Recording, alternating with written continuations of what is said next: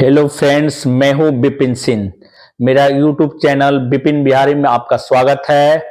और आज का टॉपिक जो रहा, पिछले वीडियो के अकॉर्डिंग मैंने बोला था ये आपको ये वीडियो बनाऊंगा SLD, single line diagram. Single diagram होता क्या है और कैसे डिस्ट्रीब्यूट होता है और कैसे वर्क करता है, या आगे आपको फ्यूचर में जरूरत पड़ेगी उसके बारे में आप किसी को इंटरव्यू दे सकते हो या किसी को समझा सकते हो, ये आपको जो है क्लियर करूंगा। और एक एक चीज, जैसे ग्रामीण इलाके में कैसे एसएलडी होता है और शहरी इलाकों में कैसे होते हैं, बड़े बड़े बिल्डिंगों के लिए क्या होता है, या प्लांट के लिए जो प्रोडक्शन प्लांट है, पावर प्लांट है, बहुत सारे पावर प्लांट में तो बहुत सारे चीज होते हैं। लेकिन कोई भी प्लांट अगर चल रहा है, मैन्युफैक्चरिंग प्लांट चल रहा है, तो कैसे आपको जो डिस्ट्रीब्यूशन होता है एसएलडी के थ्रू, एसएलडी होता क्या उसके बारे में मैं क्लियर करूंगा। जैसे सबसे पहले मैं ग्रामीण इलाकों के बारे में बात करूंगा।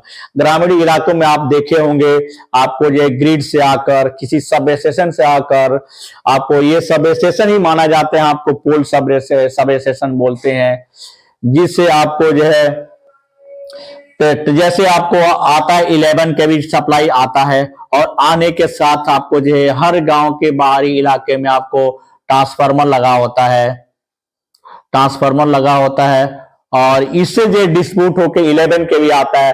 आप लोगों के मन में ख्याल आता हो 11 के भी की सप्लाई जो है आता तो है, लेकिन हमें जो 230, 240, 42, 45 ही वोल्टेज मिलता है। कैसे मिलता कैसे है, इसके बारे में मैं क्लियर करूंगा। कैसे कैसे वोल्टेज को कम किया जाता है, जो हमारे यूजर तक जो किया होता है, जो ये या स्विच बोर्ड में कैसे आता है, ये सारे चीज आपको एक एक डाउट क्लियर करूंगा। तो ये जो आपको वीडियो में स्टार्ट किया हूं, ये जो आपको देखिए, पहला इसको जो है 11 के भी सप्लाई जो आपको फ्यूज से होकर, इनकेस कोई शॉर्ट सर्किट कुछ भी होता है, आगे तक आपको जहां पे आपके सप्लाई पहुंचे वहां तक कोई प्रॉब्लम ना हो, उसके लिए फ्यूज लगाया जाता है। जैसे फ्यूज वहां पे ब्रेक हो जाएगा और जल जाएगा और सप्लाई आगे नहीं पहुंचेगी। उसके बाद एबी स्विच होता है। एबी स्विच का मतलब होता है एयर ब्रेक स्विच होता है। आपको जो अगर कुछ होता है तो आप जो उसको एक हैंडल की तरह होता है, और यहां से जो आपको इसको ऑफ किया जा सकता है ग्रिड को। ये सप्लाई होती है, ये जो तीनों फेज का होता है, ये जो बंद कर देता है और सप्लाई आगे तक नहीं पहुंचता है। ये जो है एयर ब्रेक स्विच का यूज किया जाता है। उसके बाद ट्रांसफार्मर होता है। ट्रांसफार्मर का काम ये होता है, ये ट्रांसफार्मर जो कौन से टाइप के होते हैं, स्टेप डाउन ट्रांसफार्मर, वोल्टेज के अकॉर्डिंग या ट्रांसफार्मर इसको बोलते हैं स्टेप डाउन। कहीं के स्टेप अप भी ट्रांसफार्मर होता है, तो ये स्टेप डाउन ट्रांसफार्मर है। आपको जो है ये डेल्टा में आएगा। डेल्टा मतलब आपको 3 फेज आकर, और आपको जो है 3 फेज के साथ न्यूट्रल देगा। स्टार में बोलेगा तो डेल्टा टू स्टार ट्रांसफार्मर इसको बोला जाता है। ये डेल्टा का सिंबल है, ये स्टार का सिंबल है। ये जो है डेल्टा टू स्टार बोलेगा। डेल्टा वाइंडिंग कैसे होती है और स्टार वाइंडिंग कैसे होता है, मैं इसके बारे में क्लियर करूंगा। ये जो आपको जो है ये डेल्टा वाइंडिंग हुआ, ये क्वाइल का जो सिंबल है,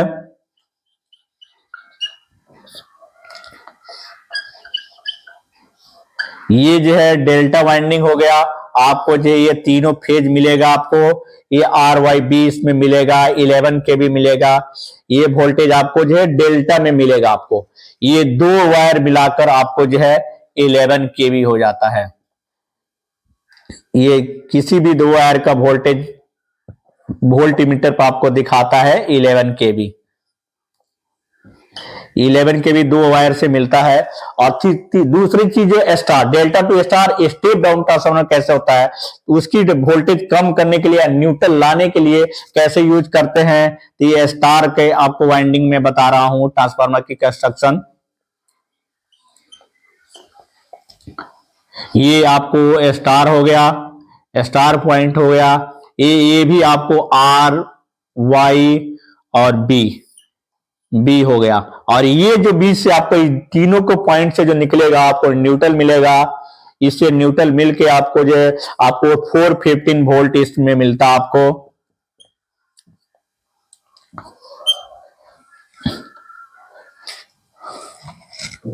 415 सॉरी नहीं मिलेगा आपको, न्यूट्रल से आपको लेते हैं, न्यूट्रल टू आपको मिलेगा। आपको ये दो फेजों का, दो फेज आपको करते हैं 415 मिलेगा।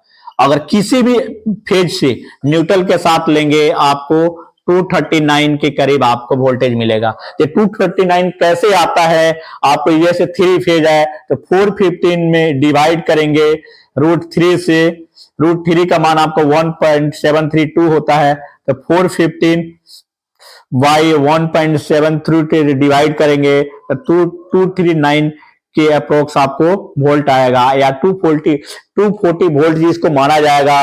ये डेल्टा टू स्टार ट्रांसफार्मर के लिए आपको क्लियर हो गया होगा ये कैसे वोल्टेज आपको मिलता है 415 में, और 415 से कैसे आपको न्यूट्रल के तरफ 230 और 240 जो यूज कर सकते हैं आपको स्विच बोर्ड में।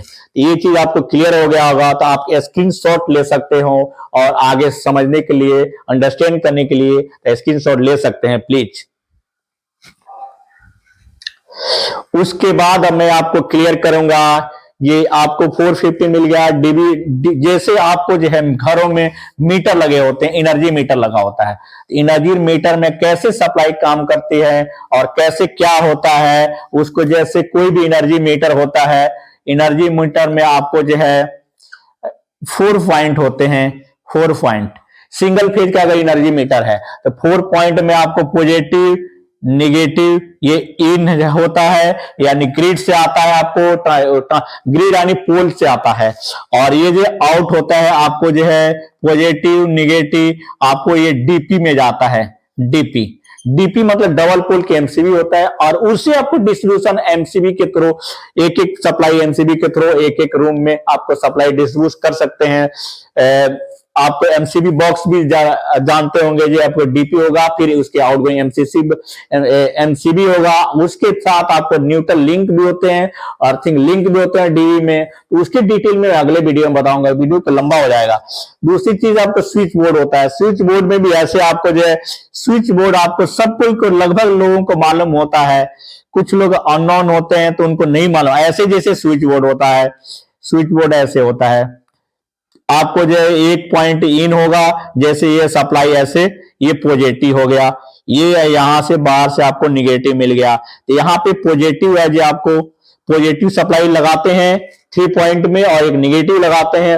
पॉजिटिव से आपको जो स्विच में सबके इनपुट में मिल जाएगा, और जो भी लोड लेना चाहते हैं यहां से आगे से स्विच ऑन होगा, ऑन होते ही सर्किट पूरा हो जाएगा, और पूरा होने के बाद आपको जो है रूम में या लाइट या फैन या कोई भी लोड, छोटा लोड हो या बड़ा लोड हो, अकॉर्डिंग टू लोड के अनुसार उसकी एमसीबी की रेटिंग भी बढ़ जाएगी, या स्विच बोर्ड का रेटिंग बढ़ जाएगा, या प्लग का भी रेटिंग बढ़ जाएगा, उसके अकॉर्डिंग यूज किया जाता है। और लोड के अकॉर्डिंग बहुत सारी चीजें होती है इलेक्ट्रिकल इंजीनियरिंग में। तो छोटा सा बेसिक मैंने एसएलडी के बारे में आपको क्लियर किया है। तो ये आपको जो है ग्रामीण इलाकों के लिए चीजें आपको क्लियर कर दिया। ग्रामीण इलाकों में ओपन होता है, लेकिन शहरी इलाकों में ओपन नहीं होता है। लेकिन अभी जो है न्यू टेक्नोलॉजी में ग्रामीण इलाकों में ओपन खत्म कर दिया गया है, 4 वायर यूज किया जाता है पोल के साथ में। पहले ऐसे ग्रिड के साथ आपको पोल टू पोल आपको जो है सप्लाई, आपको जैसे आपको ये सप्लाई मिल गया, ऐसे मिलेगा आपको आर वाई वी, एक न्यूट्रल 4 वायर मिलते हैं, ये मिलते थे पहले, लेकिन अभी नहीं। अभी तो 4 वायर एक ही साथ में होता है, और पोल के साथ में एक बॉक्स लगाया जाता है, बॉक्स से डिस्ट्रीब्यूट किया जाता है हर एक घरों में। तो ये चीज ऐसे होता है। तो आपको ग्रामीण इलाकों के लिए जो ओपन जो होता है, ओपन सब स्टेशन होता है या पोल सब स्टेशन बोलते हैं, उसके बारे में मैं आपको क्लियर कर दिया। लेकिन बड़े बड़े कमर्शियल बिल्डिंगों में ऐसा नहीं होता, ऐसा इनके पास स्पेस भी नहीं होता, और एक से एक बड़े बड़े बिल्डिंग होते हैं, तो उसको कैसे करेंगे और क्या एसएलडी उसका होता है, इसके बारे में मैं क्लियर करूंगा। सिंगल लाइन डायग्राम जो बताया हूं जो ग्रामीण इलाकों के लिए, अब मैं बताने जा रहा हूं शहरी इलाकों या कमर्शियल रेजिडेंशियल बिल्डिंग या बड़े बड़े बिल्डिंगों के लिए कैसे कैसे सप्लाई जाती है, या प्लांट के लिए कैसे सप्लाई जाती है, उसके बारे में आपको क्लियर करने जा रहा हूं। जैसे किसी भी पहले जो आपको जो है पैनल के बारे में क्लियर करूंगा, पैनल होता क्या है। जैसे एचटी पैनल, तो एचटी पैनल में आपको 33 केवी वोल्ट भी होता है, 11 केवी तक वोल्ट होता है, वोल्टेज होता है, जिससे आपको डिस्ट्रीब्यूशन आपको 230 तक मिले, उसकी बारे में मैं क्लियर करूंगा। पहला आपको जो 11 केवी की सप्लाई अगर ग्रिड से आ रही है या किसी दूसरे सब स्टेशन से आ रहा है, आपको 33 केवी का VCB लगाते हैं, और लगाने के साथ आपको जो है VCB का मतलब होता है वैक्यूम सर्किट ब्रेकर होता है।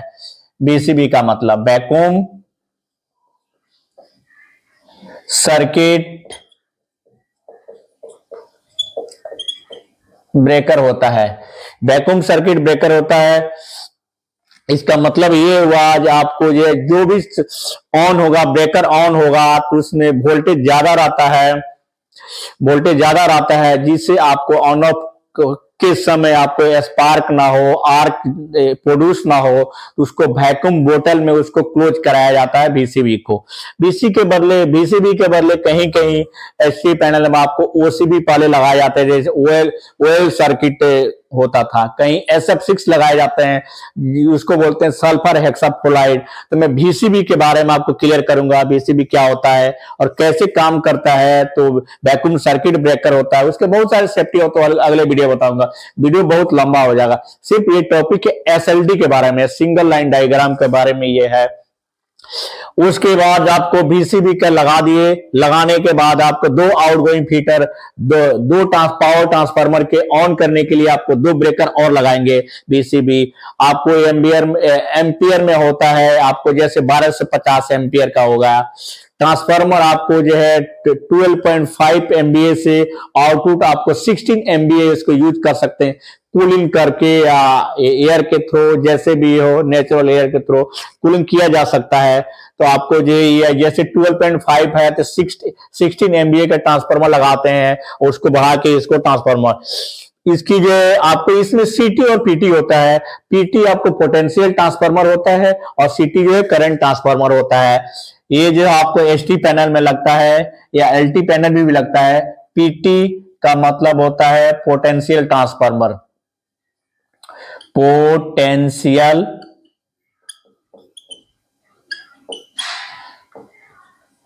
सीटी होता है करंट ट्रांसफार्मर,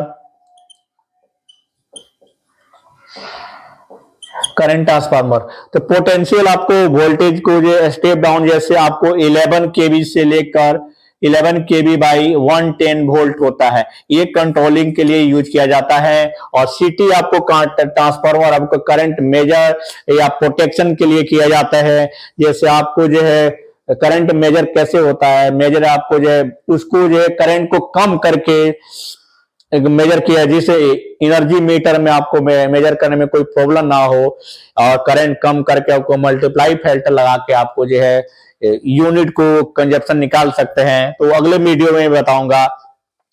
ये ट्रांसफार्मर आपको स्टेप डाउन ट्रांसफार्मर है, 33 केवी बाई 11 केवी होता है। तो आपको डेल्टा टू स्टार ट्रांसफार्मर ये भी है। डेल्टा में कैसे यूज करते हैं, ये पावर ट्रांसफार्मर आपको 12.5/16 MVA का ट्रांसफार्मर जो होता है, ये पावर ट्रांसफार्मर होता है। पावर ट्रांसफार्मर फिर एचटी पैनल में जाएगा और एचटी पैनल से आपको डिस्ट्रीब्यूशन ट्रांसफार्मर के लिए आगे के लिए हम पावर सप्लाई कैसे देते हैं, तो डिस्ट्रीब्यूशन ट्रांसफार्मर होता है, वो इंडोर में लगाया जाता है, आउटडोर में लगाया जाता है। तो ओएल टाइप के भी ट्रांसफार्मर लगाते हैं। ट्रांसफार्मर भी दो तरह के होते हैं, अकॉर्डिंग टू कूलिंग आपको ऑयल टैप और आपको ड्राई टैप इंडोर में लगाते हैं और ऑयल टैप आउटडोर में लगा सकते हैं, उसकी कोई प्रॉब्लम नहीं होती।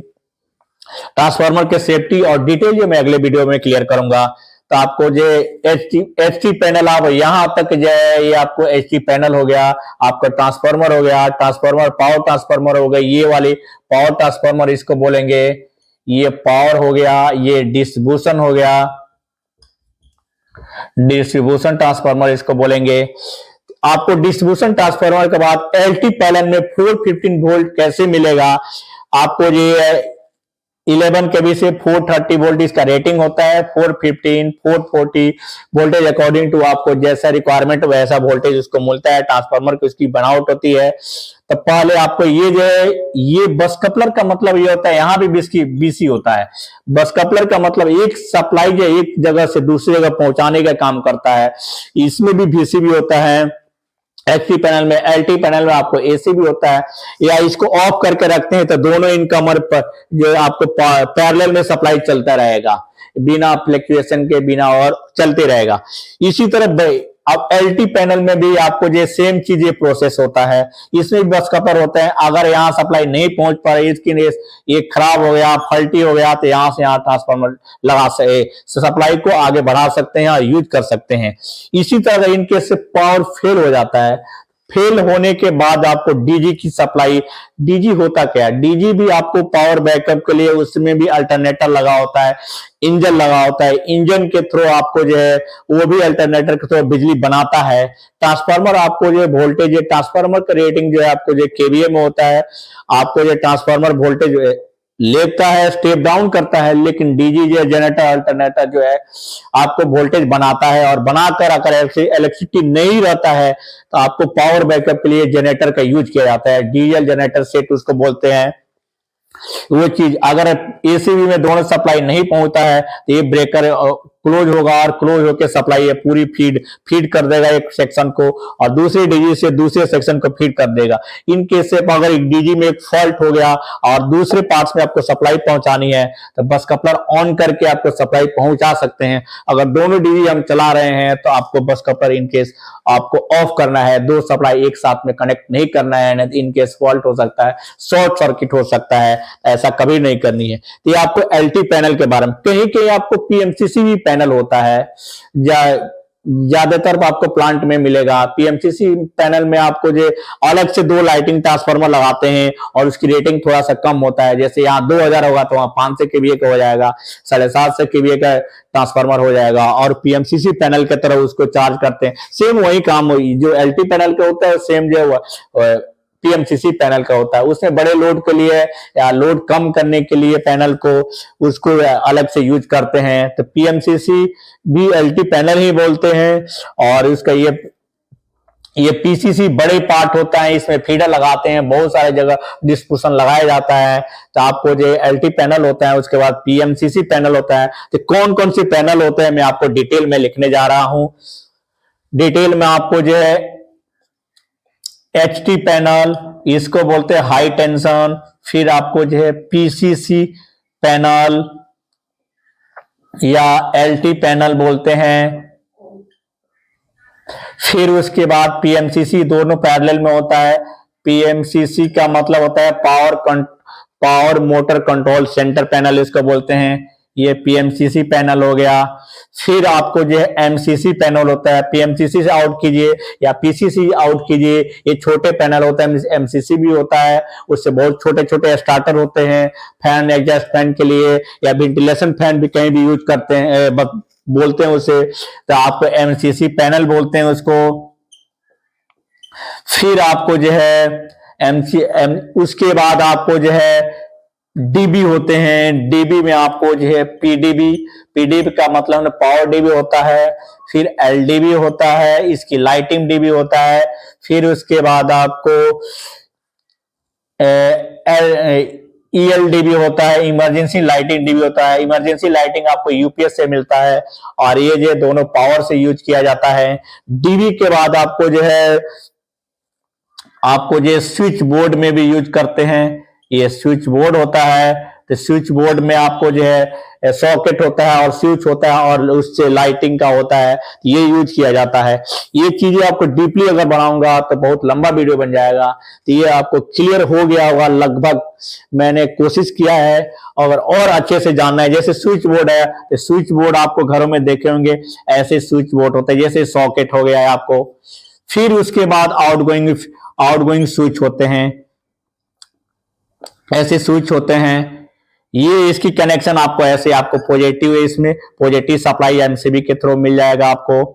ये आपको निगेटिव, आपको जो है न्यूट्रल लिंक यानी डीवी के थ्रू आपको मिल जाएगा। ये चीजें आपको स्विच बोर्ड में होता है।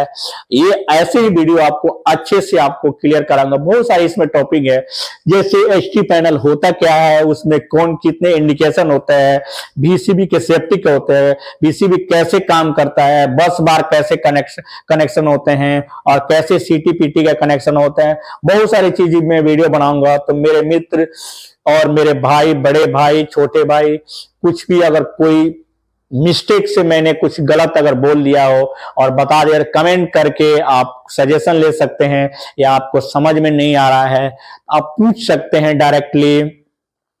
तो ये वीडियो जो मैं फिनिश करना चाह रहा हूं कि लंबी वीडियो हो जाएगा और आगे मैं दूसरा टॉपिक बनाऊंगा। तो आपको अगर लगता है वीडियो अच्छी लगी और अंत तक वीडियो बनाए रखने के लिए धन्यवाद। आपको अपने मित्र फ्रेंड्स को आपको शेयर कर सकते हैं और लाइक्स कर सकते हैं और सब्सक्राइब